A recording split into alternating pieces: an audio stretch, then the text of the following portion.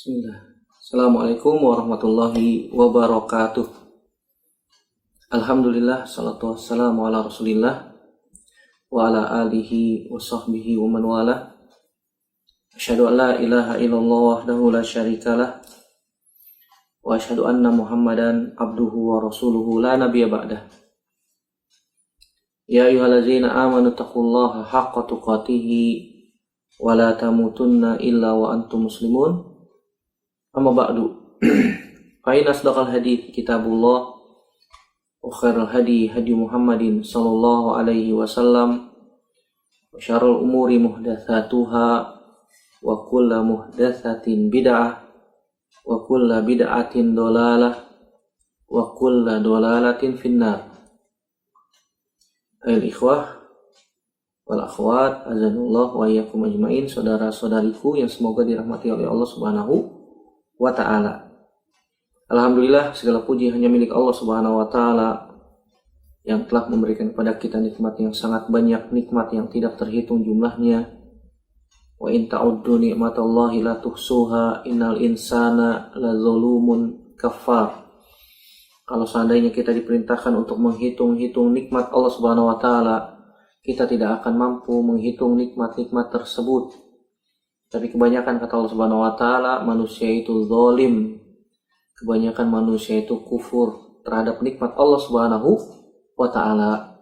Wajib bagi kita untuk senantiasa bersyukur nikmat yang Allah berikan kepada kita sampai saat ini. Kita akan melanjutkan pelajaran kita dari kitab Ad-Durus Al-Yaumiyah, pelajaran sehari-hari dari kitab dan sunnah Nabi Sallallahu Alaihi Wasallam. Kita masuk pelajaran yang ke-19, Ar-Ruqyah. Ar-Ruqyah, Ekof ya, Rokof ya, dan tak marbutoh. Ruqyah, ada Ruqyah, ada Ru'yah, beda.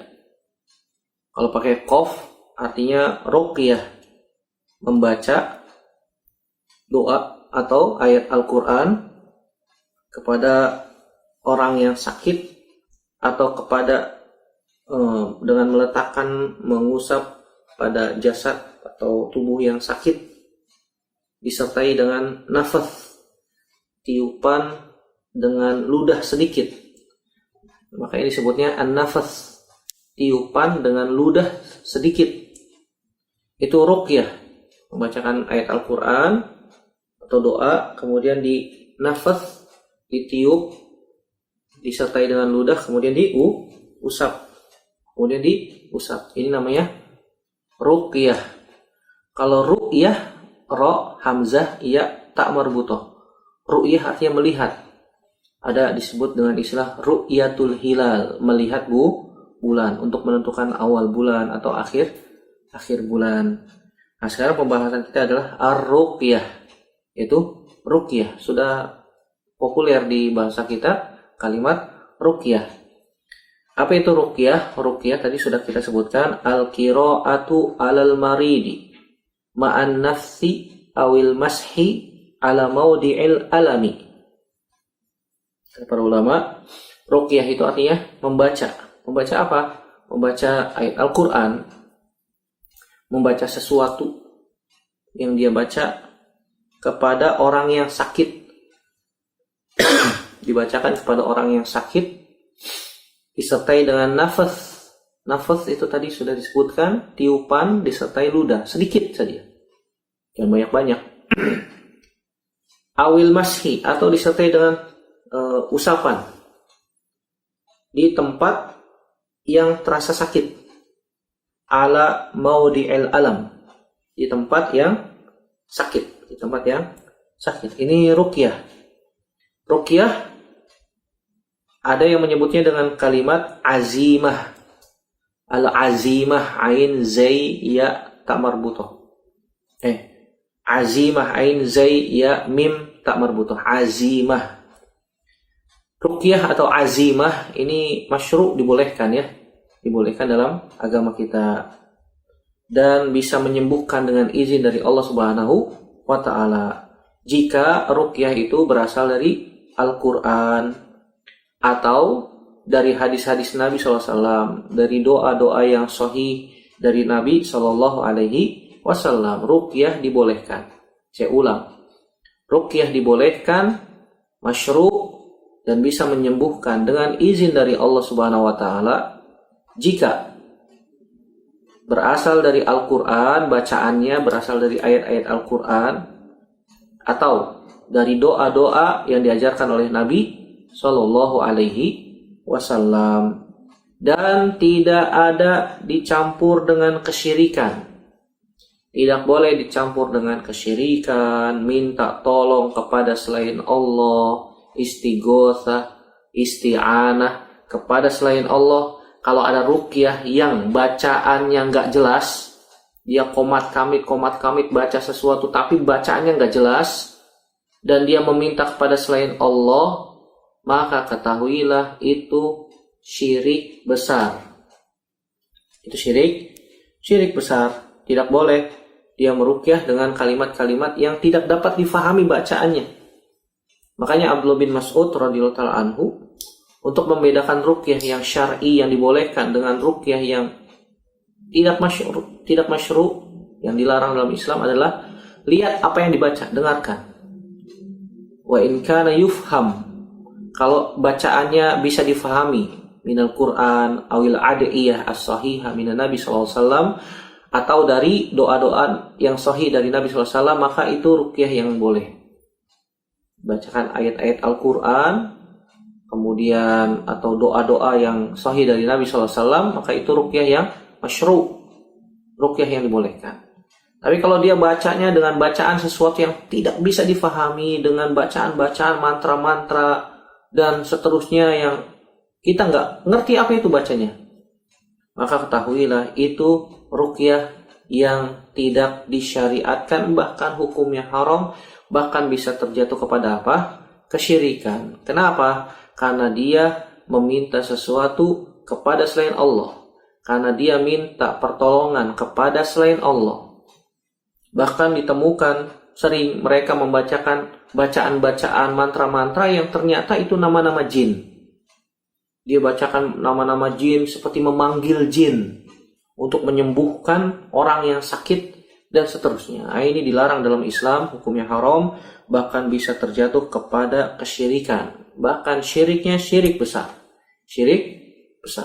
Adapun ruqyah yang syar'i yang dibacakan padanya ayat-ayat Al-Qur'an atau doa-doa yang sahih dari Nabi Shallallahu alaihi wasallam, maka ini dibolehkan. Kita akan bacakan 3 hadis yang menunjukkan bahwasanya ruqyah yang syar'i, ruqyah yang dibolehkan dengan membaca ayat-ayat Al-Qur'an atau doa-doa dari Nabi Shallallahu alaihi wasallam. Yang pertama, hadis Aisyah Ummul Mukminin zaujatun Nabi Shallallahu alaihi wasallam radhiyallahu taala anha, anna Rasulullah Shallallahu alaihi wasallam rakhasa fi ruqyati min kulli dhi humatin, muttafaqun alaihi. Kata Aisyah radhiyallahu taala anha, Nabi Shallallahu alaihi wasallam rakhasa fi ruqyah, memberikan rukhsah, membolehkan ruqyah pada setiap orang yang terkena racun. Racun apa Ustaz? Racun apa saja? Al-humah. Humah itu min hiya samum. Samum itu racun ya. Minal aqarib dari racun kalajengking, racun ular, racun apa saja. Nabi SAW membolehkan kita meruqyah orang yang terkena racun. Al-Imam Ibnul Qayyim Al-Jauziyah dalam kitab Ad-Dawa atau kitab yang lain, judulnya Al-Jawabul Kafi liman sa'ala 'anid dawa isyafi, atau biasa kita kenal dengan kalimat buku Ad-Da wad Dawa. Iya, itu nama lain dari kitab tersebut. Al-Jawabul Kafi liman sa'ala 'anid dawa isyafi.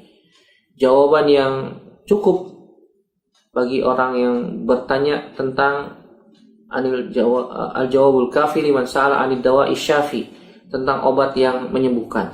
Di muqaddimahnya Imam Ibnul Qayyim menyebutkan bahwasanya beliau membawakan satu kisah sahabat yang safar, kemudian di pertengahan jalan kemalaman, kemudian minta kepada sebuah kaum penduduk desa untuk menginap di sana dan untuk minta jamuan makanan karena mereka tamu gitu ya. Dan ikramud dhaif, memuliakan tamu wajib. Tetapi ternyata mereka penduduk desa menolak. Akhirnya para sahabat tersebut bermalam di gurun pasir. Qadarullah, tiba-tiba kepala kampung, kepala desa atau kepala suku tersebut tersengat kalajengking. Kalajengking padang pasir beracun dan bisa membahayakan, bisa mematikan. Sudah segala obat dicoba tapi tidak sembuh. Akhirnya mereka mengusulkan, kenapa kita tidak tanya kepada orang-orang yang sedang dalam perjalanan itu, safar itu, siapa tahu mereka punya obat, siapa tahu mereka memiliki obat. Akhirnya mereka bertanya, apakah di antara kalian ada yang bisa menyembuhkan orang dari sengatan kalajengking atau racun? Salah satu dari sahabat mengatakan, saya bisa, tapi dengan syarat kami boleh menginap di perkampungan kalian dan dijamu. Oke, setelah sepakat, akhirnya salah seorang sahabat tadi meruqyah kepala desa yang tersengat kalajengking tersebut dengan membaca surat Al-Fatihah. Fabari'a bi'idznillah, maka dengan izin Allah Subhanahu wa taala kepala kampung, kepala desa itu sembuh seperti tidak sakit sama sekali. Kemudian mereka pun dijamu, kemudian mereka menginap di sana, kemudian pulang ke Madinah. Setelah sampai di Madinah diceritakan, wahai Rasulullah, apakah boleh kami memakan dari hasil yang seperti itu? Nabi SAW bersyarat menunjukkan boleh. Kemudian Nabi SAW pernah bertanya, apa yang kalian baca? Kami membaca surat Al-Fatihah, wahai Rasulullah. Kemudian Nabi SAW mengatakan, ala innaha ruqyah. Ketahuilah bahwasanya surat Al-Fatihah itu ruqyah, bisa menyembuhkan penyakit dengan izin dari Allah Subhanahu wa taala. Al-Imam Ibnu Qayyim menjelaskan bahwasanya di antara syarat ruqyah itu berhasil bisa menyembuhkan, di antaranya adalah ar-raqi, orang yang meruqyah dengan yang diruqyah harus yakin. Orang yang meruqyah dan orang yang diruqyah harus yakin bahwasanya Allah Subhanahu wa taala yang akan menyembuhkan. Allah Subhanahu wa taala akan menyembuhkan. Fabari'a bi'iznillah. Maka dengan izin dari Allah Subhanahu wa taala bisa sembuh. Tapi kalau yang meruqyah saja yang yakin dan orang yang diruqyah tidak yakin, maka tidak akan sembuh dengan izin dari Allah Subhanahu wa taala. Gimana mau sembuh dia saja tidak yakin? Dia saja tidak yakin. Ini menunjukkan kalau meruqyah kita harus yakinkan dulu orang yang akan diruqyah. Apakah Anda yakin dengan Allah Subhanahu wa taala? Allah Subhanahu wa taala yang memberikan penyakit, Allah Subhanahu wa taala juga yang akan menyembuhkan penyakit. Kita harus yakin. Maka dengan izin dari Allah, kalau yang meruqyah dengan yang diruqyah yakin, insya Allah dengan izin dari Allah sembuh. Yang kedua, ketika meruqyah disyariatkan harus faham yang dibaca. Orang yang meruqyah harus faham yang dibaca. Orang yang diruqyah juga paling tidak dia faham artinya, tahu artinya. Oh, dia baca ini, maksudnya ini, begini, dan seterusnya. Surat Al-Fatihah paling tidak minimal. Masa tidak tahu artinya? Kita sudah sholat berapa tahun, baca surat Al-Fatihah dalam sholat minimal 17 kali. Dalam sehari, masa tidak tahu artinya? Ya paling tidak kita baca artinya, kita fahami maknanya. Sambil kita selami maknanya, kita belajar tafsirnya. Maka ketika kita meruqyah dengan membaca surat Al-Fatihah atau surat-surat ayat-ayat dari dalam Al-Quran, sambil kita tadabburi maknanya, fabari'a bi'iznillah, maka dengan izin dari Allah Subhanahu wa taala bisa menyembuhkan. Maka Nabi kata Aisyah radhiyallahu taala anha mengatakan, anna Rasulullah SAW rakhasa fi ruqyah min kulli dhi humatin. Nabi SAW memberikan rukhsah, membolehkan ruqyah dari setiap orang yang terkena racun. Muttafaqun alaihi. Kemudian dalil yang kedua, hadis Aisyah radhiyallahu taala anha juga, dari Aisyah Ummul Mukminin, semoga Allah meridhoinya, anna Nabiy sallallahu alaihi wasallam kana yanfusu ala nafsihi fil maradil ladzi mata fihi bil muawwizat falamma thaqula kuntu anfusu alaihi bihinna wa amsahu biyadi nafsihi li barakatiha muttafaqun alaihi. Kata Aisyah radhiyallahu taala anha, bahwasanya Nabi sallallahu alaihi wasallam kana yanfus. Nabi sallallahu alaihi wasallam meniup disertai ludah sedikit ya, yanfus, nafasa yanfusu. Ala nafsihi untuk dirinya sendiri. Nabi berdoa dengan membaca muawwizat, qul a'udzu birabbil falaq, qul a'udzu birabbin nas, Al-Ikhlas juga, qul huwallahu ahad. Nabi SAW baca, kemudian tiup. Tiupan disertai ludah sedikit ya. Kemudian diusapkan ke badan, ke tempat yang sakit. Diusapkan ke tempat yang sakit. Jadi baca, kemudian tiup, disertai dengan ludah, nafas, kemudian diusap. Kemudian diusap. Falamma thaqula kuntu anfusu alaihi bihinna. Tapi ketika sakitnya bertambah parah, Nabi SAW sakitnya bertambah parah, maka kata Aisyah, kuntu anfusu alaihi, aku yang meniupkan dengannya. Wa amsahu biyadihi, kemudian aku usapkan ke tangannya Nabi SAW, ke telapak tangannya Nabi SAW untuk mencari keberkahan dengan tubuh Nabi SAW. Jasad Nabi SAW berkah. Jasad Nabi SAW berkah. Maka Aisyah radhiyallahu taala anha yang meniupkannya, kemudian amsahu biyadi nafsihi, aku usapkan ke tangan Nabi sallallahu alaihi wasallam li barakatiha, karena keberkahan jasad Nabi sallallahu alaihi wasallam. Ini menunjukkan bahwasanya kalau kita mau meruqyah atau kita akan ruqyahkan orang, maka kita bacakan ayat-ayat yang kita hafal dari Al-Quran, surat Al-Fatihah, muawwizat, qul huwallahu ahad, qul a'udzu birabbil falaq, qul a'udzu birabbin nas, insyaallah semuanya sudah hafal tuh. Tidak ada yang tidak hafal surat Al-Fatihah, tidak ada yang tidak hafal surat Al-Ikhlas, qul huwallahu ahad, pasti semuanya hafal. Tinggal kita fahami tuh maknanya, artinya, ditadaburi, sambil kita baca, sambil kita tadaburi maknanya. Qul a'udzu birabbil falaq, insyaallah semuanya hafal.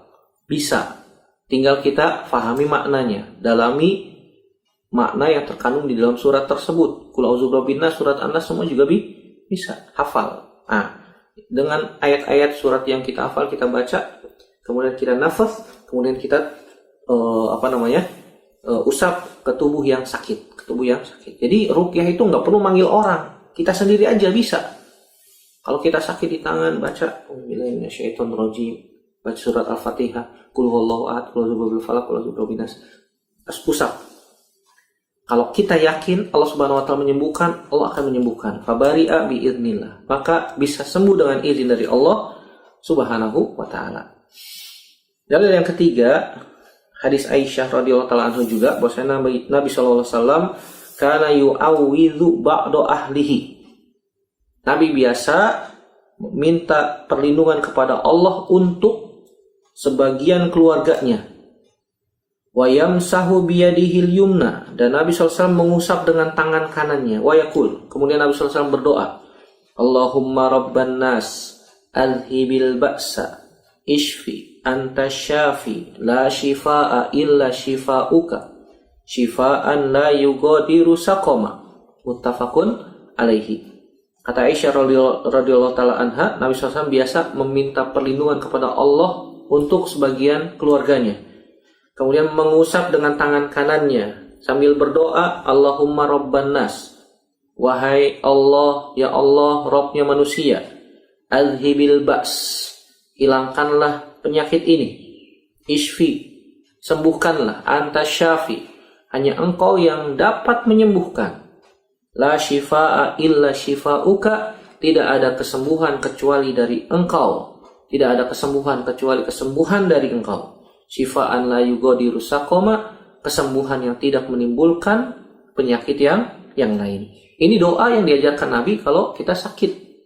Kalau kita sakit nih, kita berdoa, kemudian nafas, kemudian tiup, kemudian usap dengan doa ini, Allahumma rabban nas Alhibil ba's ishfi wa anta syafi la shifaa illa shifauka shifaan la yughadiru saqama. Hafalin tuh doa. Hafalkan sambil kita fahami maknanya. Kemudian kalau kita sakit baca doa itu usap. Atau kalau nggak hafal gimana Ustaz? Baca bismillah udah. Bismillah, bismillah, bismillah. Atau surat Al-Fatihah. Bismillah, alhamdulillah rabbil alamin dan seterusnya. 7 kali. 7 kali. 7 kali. Atau muawizat, qul huwallahu ahad, qul a'udzu birabbil falaq, qul a'udzu birabbin nas, baca, tiup, usap. Dengan izin dari Allah bisa sembuh. Atau doa-doa yang lain yang diajarkan oleh Nabi, di antara doa ini. Allahumma rabban nas, adhibil ba's, ishfi wa anta syafi la shifaa illa shifauka shifaan la yughadiru saqama. Fabari abi idznillah, maka dengan izin dari Allah sambil kita memohon kepada Allah minta pertolongan hanya Engkau yang dapat menyembuhkan. Fabari abi idznillah, maka dengan izin dari Allah Subhanahu wa taala bisa sembuh. Faidah yang bisa kita ambil dari pelajaran kita kali ini, yang pertama, masyru'iyatur ruqyah bil Qur'an wal ad'iyatil masyru'ah. Dibolehkan, disyariatkan ruqyah dengan Al-Qur'an, dengan ayat-ayat Al-Qur'an dan doa-doa yang diajarkan oleh Nabi SAW yang sahih. Jadi tadi sudah kita sebutkan. Yang kedua, tahrimu ruqyah bi ghairil Qur'an. Haramnya ruqyah dengan bacaan selain dari Al-Qur'an. Seperti tadi tuh, bacaan mantra-mantra, jimat-jimat, baca manggil nama setan, nama-nama jin, itu semua dilarang. Minta pertolongan kepada selain Allah hukumnya syirik besar. Makanya haram kalau ada orang yang meruqyah dengan bacaan-bacaan yang gak jelas. Bukan dari Al-Quran, bukan dari doa Nabi SAW yang sahih. Terus dia baca apaan? Kita gak paham. Maka ketahuilah itu ruqyah yang tidak disyariatkan, alias syirik besar. Syirik besar. Yang ketiga, in kanat ar-ruqyah tashtamilu ala du'ai ghairillahi fahiya syirkun akbar. Kalau ada orang yang meruqyah dengan doa-doa, dengan meminta kepada selain Allah, minta ke jin, minta kepada selain Allah, minta ke setan, maka itu syirik besar. Dan yang terakhir, pelajaran yang bisa kita ambil, yushra'u lil insan an yu'awwidha nafsahu wa la yalzam an takuna min syakhsin akhar. Dibolehkan, disyariatkan seseorang untuk minta perlindungan kepada Allah untuk dirinya sendiri. Tadi tuh kita sudah sebutkan, kalau kita bisa meruqyah diri kita sendiri, ngapain memanggil orang lain? Ruqyah gampang, mudah, semua orang bisa, insya Allah. Semua orang mampu, seorang bisa. Dengan baca-bacaan yang sudah kita hafal dari Al-Quran atau doa dari Nabi SAW yang sahih. Kita baca dengan keyakinan yang tinggi dari Allah Subhanahu Wa Taala akan menyembuhkan, Allah Subhanahu Wa Taala yang akan mengangkat penyakit, Allah Subhanahu Wa Taala yang memberikan penyakit, dan Allah Subhanahu Wa Taala yang akan menyembuhkan. Innallaha yanzilu da'an wa yanzilu ma'ahu dawa'an. Tidak kalau Allah Subhanahu Wa Taala menurunkan penyakit, pasti Allah menurunkan obatnya. Setelah kita ruqyah, Ustaz nggak sembuh-sembuh gimana? Kita cari sebab syar'i yang lain. Minum obat, madu kah? Habatus sauda kah? Minyak zaitun kah? Atau yang lain yang diajarkan oleh Nabi SAW. Makan kurma ajwa kah? Dan seterusnya. Tidak boleh kita meminta berobat dengan sesuatu yang haram. Kata Nabi SAW, tadawau ya ibadallah wala tatadawau bil haram. Berobatlah wahai hamba Allah dan jangan berobat dengan yang haram. Gak boleh kita berobat sakit tipes, makan bayi tikus, masya Allah, bayi tikus dimakan. Kata Nabi, tadawau wala tatadawau bil haram. Berobat tapi jangan berobat dengan yang haram. Tikus mah haram, tidak boleh. Makan cicak